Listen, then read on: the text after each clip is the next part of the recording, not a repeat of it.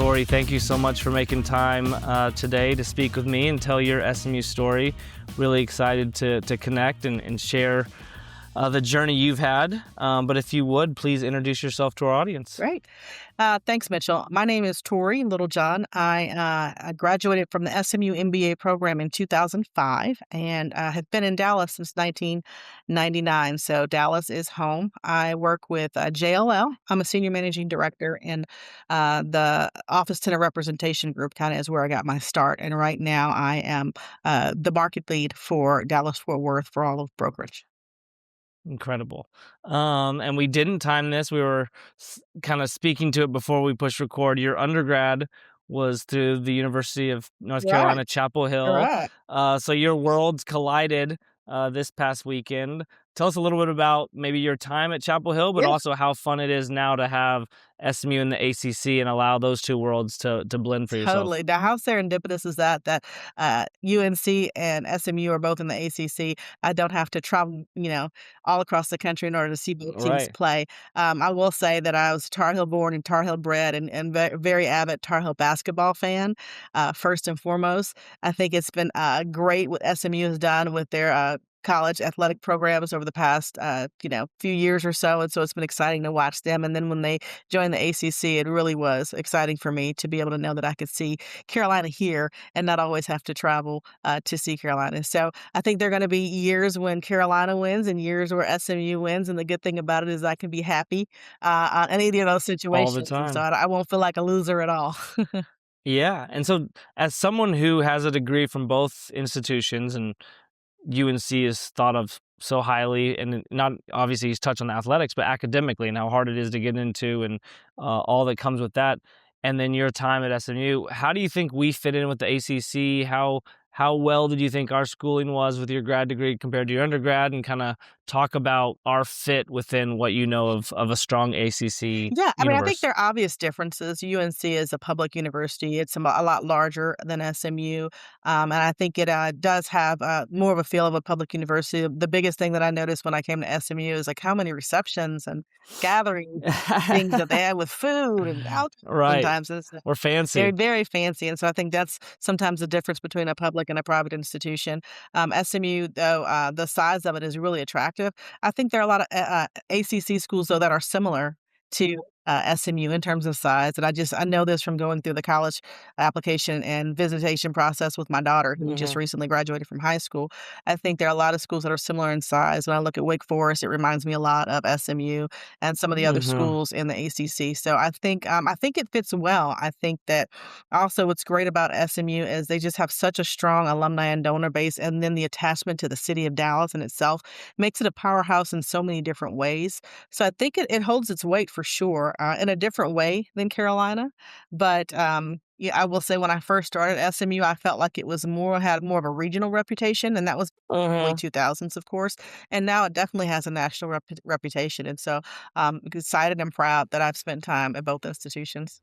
Yeah, and so going back a little bit on your path to Dallas, right? Y From St. Mhm. Louis, spend your undergrad years at Carolina, but your first job was in Dallas. Tell us a little bit Yeah. about you graduating undergrad and getting that first job and what brought you to Dallas. So I was at UNC, and I was a business major there in their business school. And American Airlines was recruiting in one of our career fairs, and it was the most amazing presentation. And there was a guy that came and said, "You can work hard Monday through Friday, and on Friday you can figure out where you want to travel and travel the world."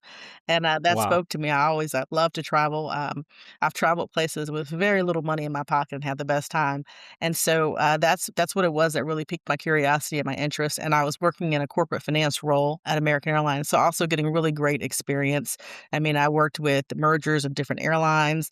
Had to Mm, work through 9/11, and so got wow. some extremely valuable experience working for the airline. But I also was able to travel the world. On Fridays we would bring a bag of cold clothes and a bag of warm clothes, and then we would figure out where Wow. we were going by seeing what seats were available. And sometimes we'd be on the flight in first class going to Santiago, Chile, and Oh we were my staying gosh. 10 in a hotel room, and we were just young and had a great time, and were able to see the world and really, appreciate, all different cultures and countries, and so that was an amazing time. Having said that, after about 5 years there, 4 or 5 years there, The groups that was in, a lot of times they would also recruit MBA grads, and you see the Mhm. MBA grads come, and they're making probably twice as much money as you are, and very smart, of course, but I saw pretty quickly that if I wanted to kinda, come back and have the career that I wanted, I needed to go and get my MBA, and several of my colleagues were doing the same thing at that particular point in their careers.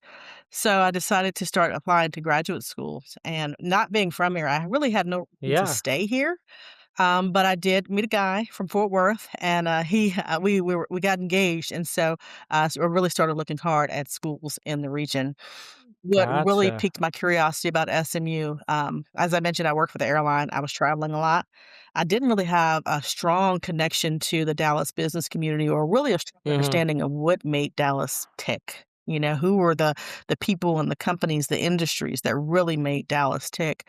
And so what I really liked about SMU is that they were very connected to the Dallas business community.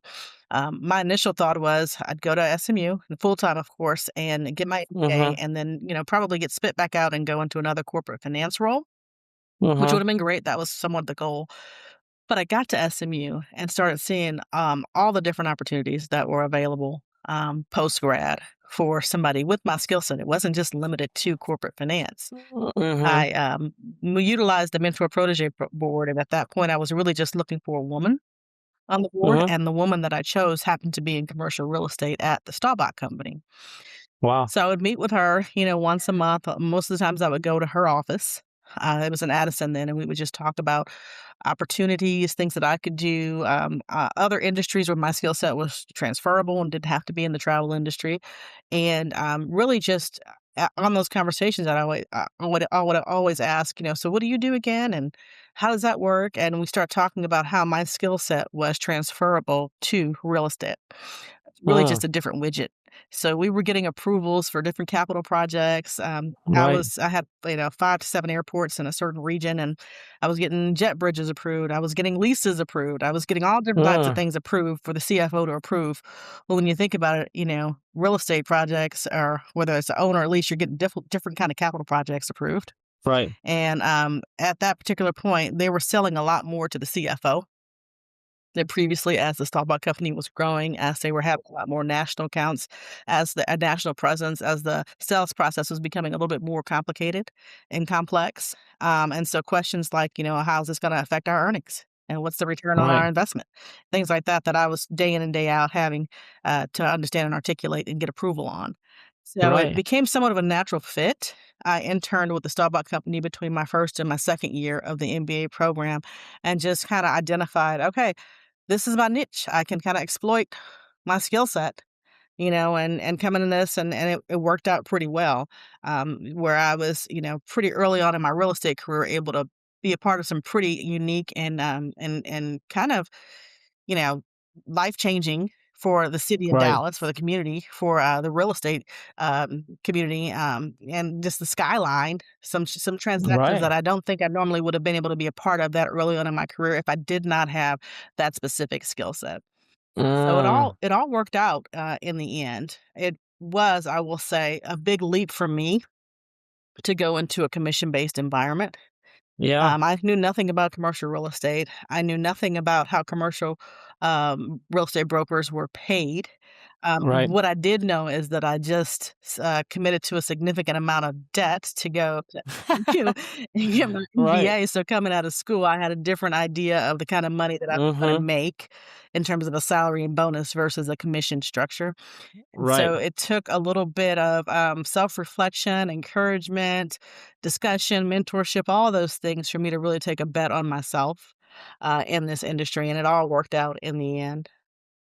How important do you think it is, not only for your story, but maybe those people considering going and getting an MBA, having those handful of years of work experience, and for someone such as Mhm. yourself who had it at a big organization where, yeah, you could have had a career there and stayed for a long time. How important was that? And I'm sure the MBA landscape, I think over time, maybe it's not as step ladder as it is now, where you get your MBA and you can work up your company. But how important were those kind of early years of working before you decided to get an MBA? For me, I think it was very important. I think part of it because I didn't really know what I wanted to do when I grew up, Yeah. and so I think those first few years, I kind of learned. I built a skill set, and I became somewhat of a mini expert in what I was doing.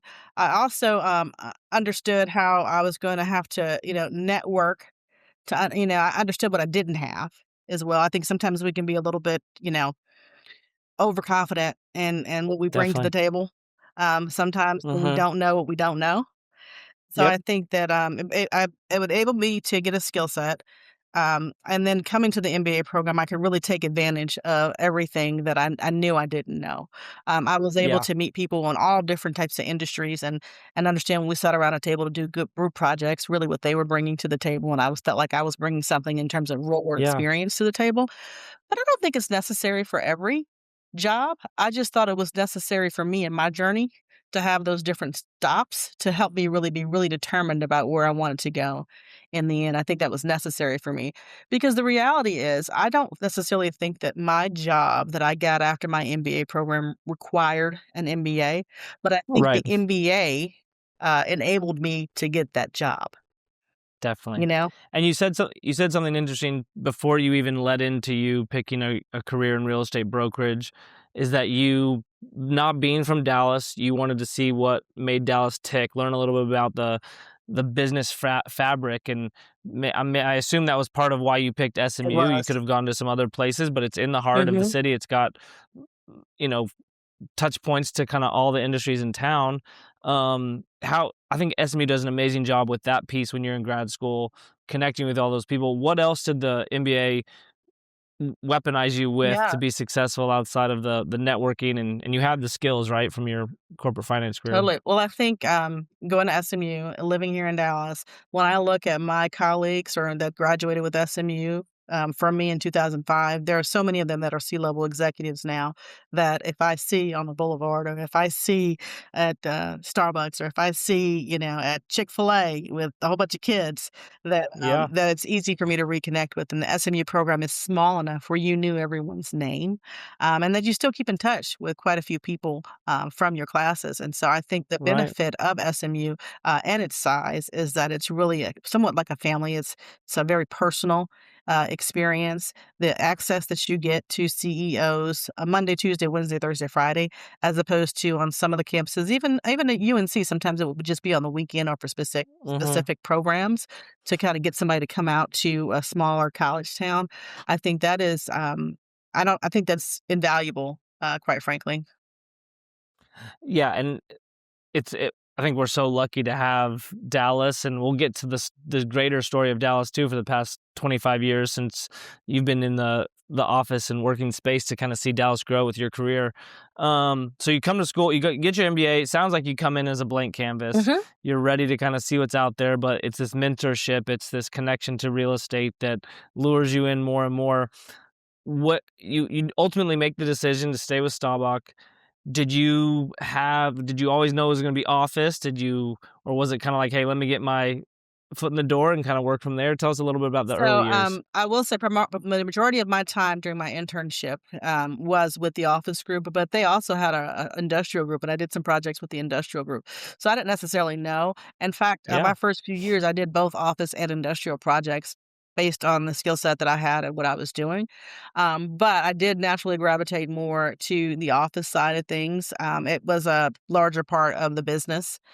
So, Mhm. naturally, I gravitated to that, and, it's been great, but, it's so funny because, many moons ago, industrial, I don't wanna say that they were the stepchild, but their rates just, Yeah. weren't as but now industrial is hot. I mean, it's Everything. just everything, especially where we are in Dallas, the inland port, just, e-commerce in general.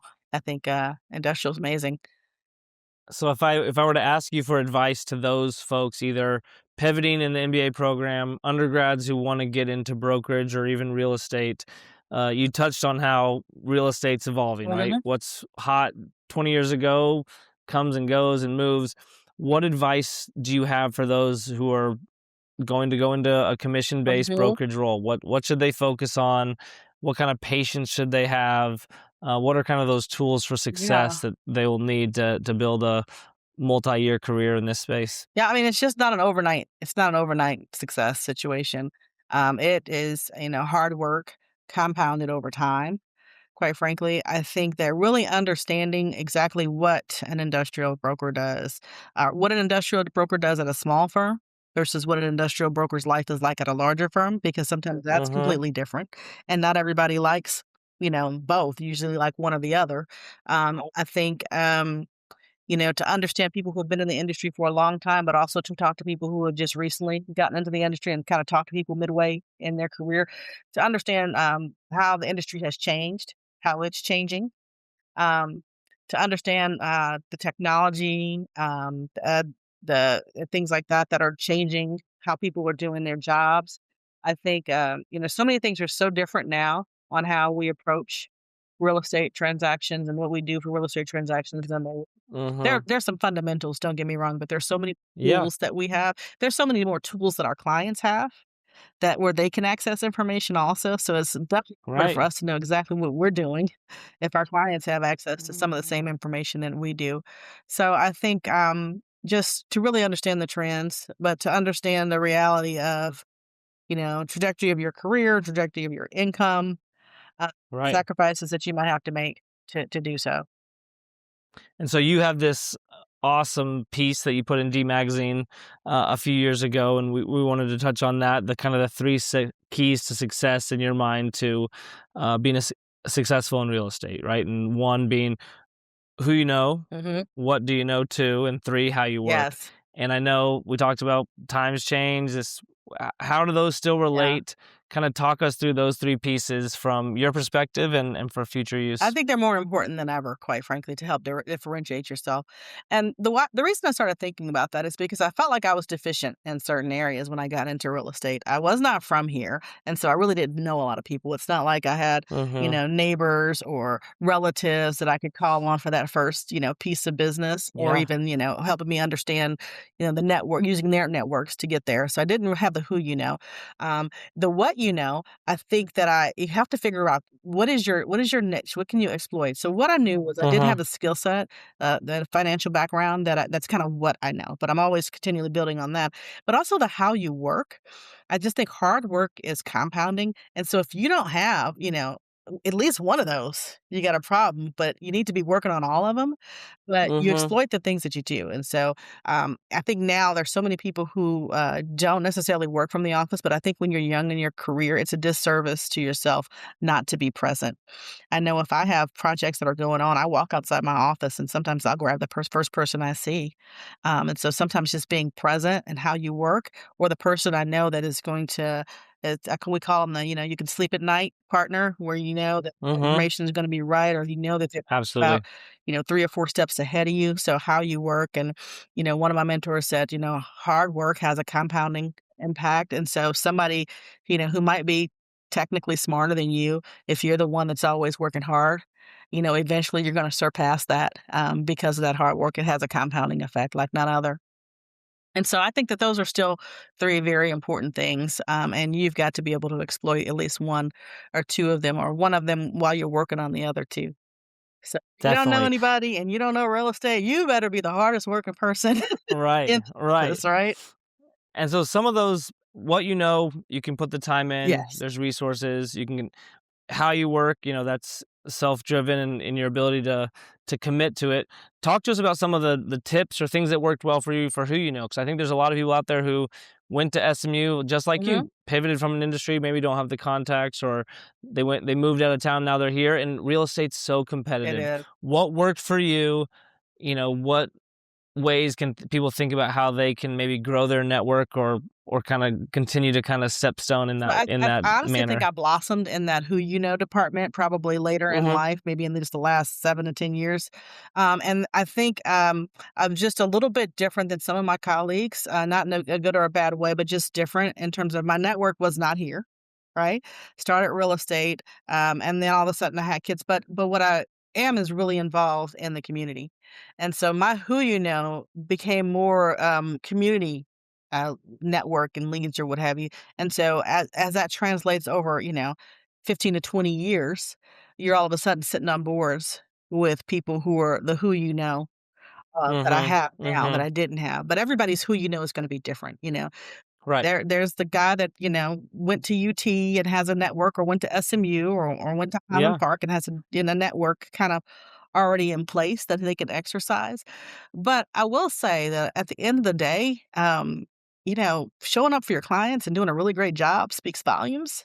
And so Right. who you know sometimes is the clients that you have in-house. If you know them, you know them well, and you're treating them well, they will vouch for you and get you more business, and that's sometimes the loudest who you know, in the bunch is knowing clients who trust and respect you and know that you do good work for them that can help you get that next, transaction, that next client. Absolutely. And you mentioned you came into this with open eyes. You knew it was a commission role. You went from a nice corporate job. Mhm. You get your MBA. Do you have a success story or kind of one moment that you realized in those first couple years in this brokering space that you said, okay, this was the right decision. I'm gonna be fine. I'm good at this. Yeah, I'm trying to think. I mean, there was one point where I was talking to, my husband and I decided to build a house. And, my family came in town, and my mom and dad were looking at the home that we were building, and, my dad looked over at me, and he was like, "Well, you're in a situation right now, we can't save you." And I thought, Hmm. "You can't save me? Like, we're excited about this." He was like, "No, no, no, you Yeah. can't make your mortgage, we can't either." And so at that point, I think I realized that, I was able to afford, a different lifestyle, than my parents Mm, had been able to do and or dream of, or that moment when I was able to pay off my loans, right. from SMU, or that financial freedom that, you get, and it wasn't like we were paying a ridiculous amount for a home. We were pretty far north. We were excited, we were proud of it, but I think just the realization that my parents, when having that conversation was, "You're in a different bracket than we have ever been Right. in. We're proud of Right. you, but you're on your own." Yeah. There's no Yeah, turning back now. right. Um, And so now we talk, and you mentioned the success, and you now are managing the Dallas market and the brokerage space. Tell us a little bit about JLL. What does it take? What do you guys look for Mhm. in new hires, or what does it take to be successful in your organization? And then touch a little bit on Dallas as a market and kind of how you guys speak internally. Yeah, I think over the past 20 plus years, what I've seen, is hard work. Somebody that's really smart and that plays well in the sandbox with others. I think Hmm. that our brokers that have made, the most money and have had the most success are brokers who are willing to give and not only get, and give in terms of their mentorship to the younger people in the office, give in terms of culturally, towing the line for JLO and or the Staubach Company, and so leading by example. And I think it always, reaps great rewards, going forward. And, I think that that's consistently, and I think that, every firm isn't a fit for everybody, but I Hmm. think that we do hold our culture near and dear. And so we're always excited when we see our own doing really well, and, culturally we support that. I think it's just a very, very, collaborative environment for a brokerage shop. Yeah.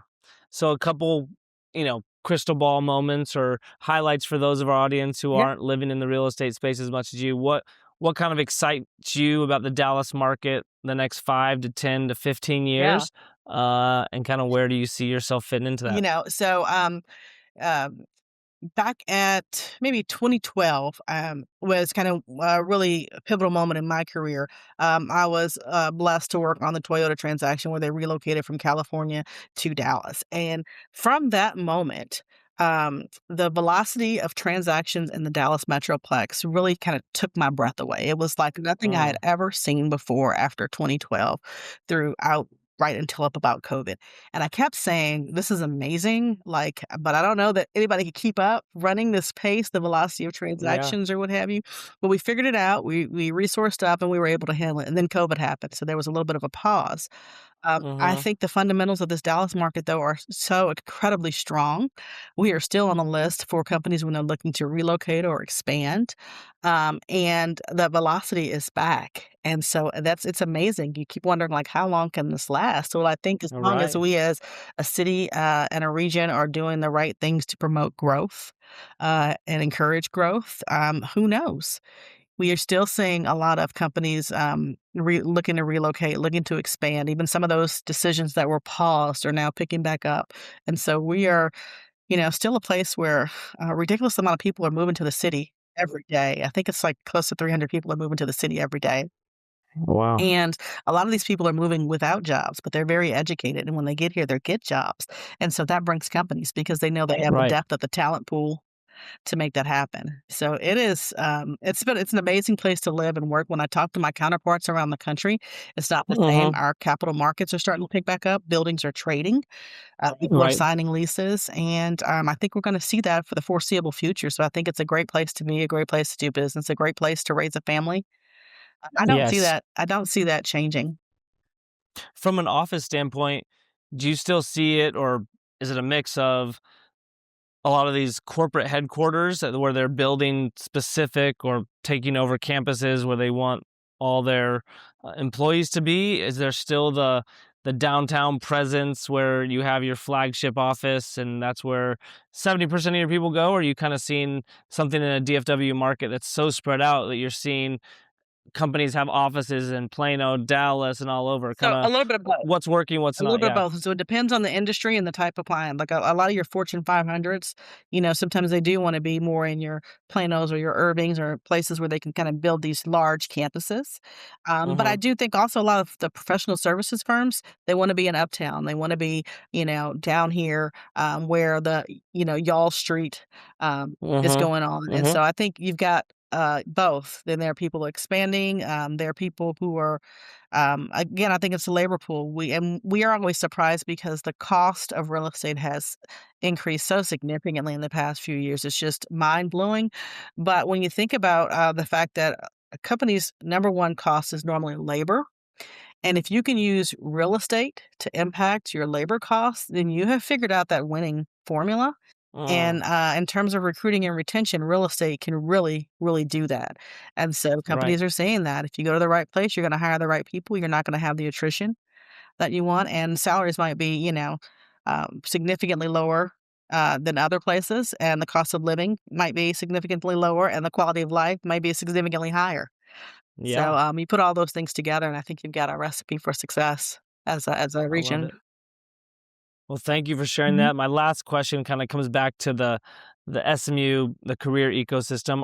Are we seeing enough young talent entering into the real estate and brokerage workforce, or is it still been a steady climb? Or are you guys still fighting for some of the best and brightest I think to come work for you? what we're seeing, I think a lot more is people who want to be in Dallas. And so it's not just the SMU graduates that I randomly get emails from. It's the Mm-hmm.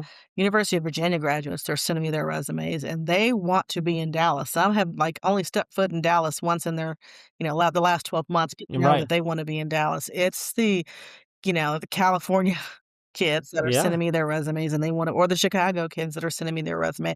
And so, yes, SMU has kids that are competitive and stand out the bunch and know a lot more about Dallas than some of these other kids. Yeah. But having said that, it's very interesting to see the variety of and the diversity of people that we're seeing from all different geographic areas wanting to be in Dallas, wanting to be in real estate in Dallas. And so, Yeah. we open up positions, we call them recs. We open them up sometimes, and the first day we've got an overwhelming amount of resume Yeah. from for our internships from kids, from schools all over. They don't know how they're gonna live in Dallas for the summer, but they want to know. They know they want to be in Dallas, Right. right? Right. So And you being as knowledgeable you are as in the industry, and right, there's subcategories of brokerage that they can get into, find your kind of specific interest maybe. But what are maybe some of those other jobs within the ecosystem that maybe XYZ candidate couldn't get a job at JLL? What other areas in real estate are you liking that maybe, you would have looked at coming out of grad school that maybe it wasn't as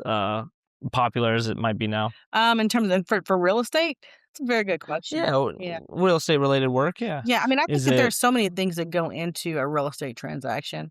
Whether it's the design work or the construction management work or, Hmm.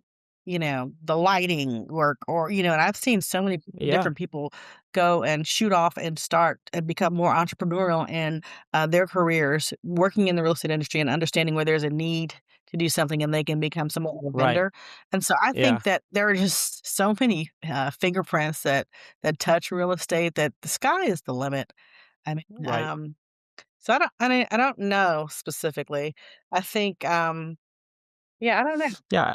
It's fun to hear just that where y'all sit in the space and what real estate is. It's so tangible, but there's Mhm. so many pieces that you So learn many. along the way. And that what I've always kind of admired about my peers or people who are in the brokerage space, you know the end user, you know the potential the investment buyer, you and then all the things that come with like you mentioned, the legal side of it, the people who own the paving company for the garage or the massive build out construction work that needs to happen. It's such a massive Or the technology ecosystem and piece of it. I mean, there's so right, many, real estate tech companies that are coming out of the woodwork with different things that we're evaluating and using to help make our jobs right, easier.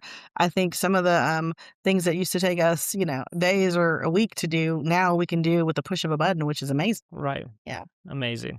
Amazing. Well, Tori, thank you so much for giving me your time today. We're lucky to have you as an SMU grad and as a resource to all of our alumni and interested real estate parties. So thank you again, and we'll be talking soon. I appreciate it, Mitchell. Take care. Thank you to our sponsors, Sewell Buick GMC, Agility Holdings Group, Probity Advisors, Sound of a Rose, Hilltop Property Tax, Security National Bank of Texas, Boyd, Shackelford, Barnett, and Dixon, Bigham Agency, Life After Ball, SMU Cox School of Business, and Mignon Steakhouse.